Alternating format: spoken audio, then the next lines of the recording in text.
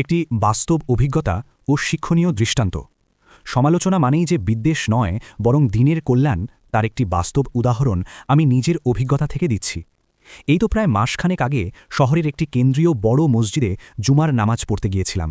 খতিব সাহেব বয়ানের এক পর্যায়ে নবী রাসূলদের আলোচনা করতে গিয়ে ভুলে বলে ফেললেন, প্রত্যেক নবী নতুন নতুন ধর্ম নিয়ে এসেছেন, নতুন শরীয়ত নিয়ে এসেছেন।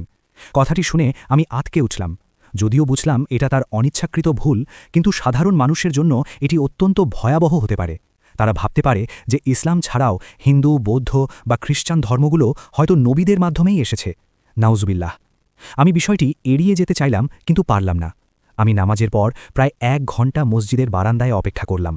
মসজিদ কমিটি ও সাধারণ মুসল্লিরা চলে যাওয়ার পর যখন হুজুর বের হচ্ছিলেন, আমি তখন একান্ত নির্জনে ভয় আর বিনয়ের সাথে তাকে সালাম করে বললাম, হুজুর, বয়ানের এক পর্যায়ে আপনি বলেছেন নবীরা নতুন ধর্ম নিয়ে এসেছেন।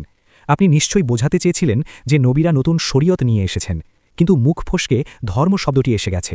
এতে সাধারণ মানুষ বিভ্রান্ত হতে পারে। আমার কথা শুনে তিনি থমকে গেলেন এবং নিজের ভুল বুঝতে পেরে বেশ ঘাবড়ে গেলেন। তিনি অকপটে বললেন, আমি তো এটা বলতে চাইনি, আসলেই ভুল হয়ে গেছে। আমি তাকে অনুরোধ করলাম পরের জুমায় বিষয়টি একটু পরিষ্কার করে দিতে। তিনি অত্যন্ত আন্তরিকতার সাথে তা মেনে নিলেন। শিক্ষা।